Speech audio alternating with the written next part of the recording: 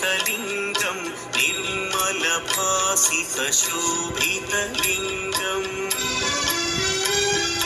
जन्मजदुःखविनाशकलिङ्गं तत्प्रणमामि सदा शिवलिङ्गम् देवमुनिप्रवरार्चितलिङ्गं कामदहन करुणाकरलिङ्गम्